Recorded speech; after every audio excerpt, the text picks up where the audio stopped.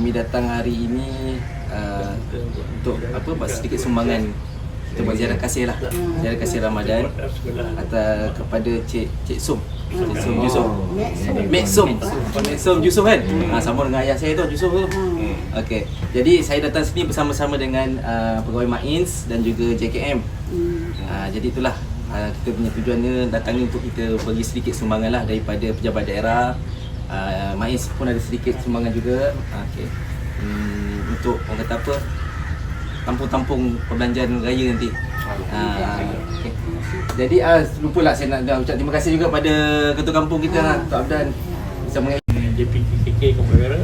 Ucap terima kasih kerana Cik Mek Som telah dipilih bagi Kampung Khairah, dan semoga berdapat manfaat pada hari raya ni lah. Sama-sama gembira semua. Jadi saya ucap terima kasih kerana dipilih lagi ni.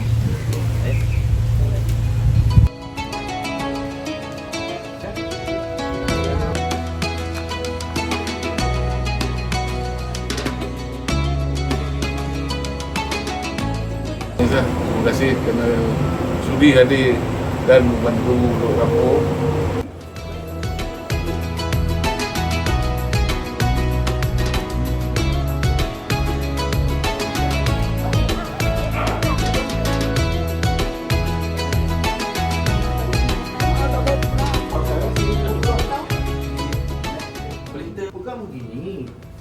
Program ziarah kasih kita dah selesai lah.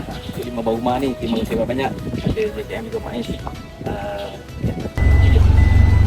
Assalamualaikum semua. Alhamdulillah, program ziarah kasih kita pada tahun 2022 ni telah melabuhkan tirainya lah pada hari ini. Yang mana hari ini hari yang ke-6 kita telah keluar, bermula daripada hari Selasa lepas dan berakhir pada hari Khamis hari inilah. Jadi saya ucapkan ribuan terima kasih banyak-banyak kepada semua agensi-agensi yang telah turut bersama-sama dalam menjayakan program ziarah kasih pada tahun inilah, iaitu daripada MAINS, daripada JKM, tidak lupa juga pada kaki tangan pejabat di Tanah Seraman sendiri jugalah yang banyak membantu dalam kita punya program ziarah kasih kali ini.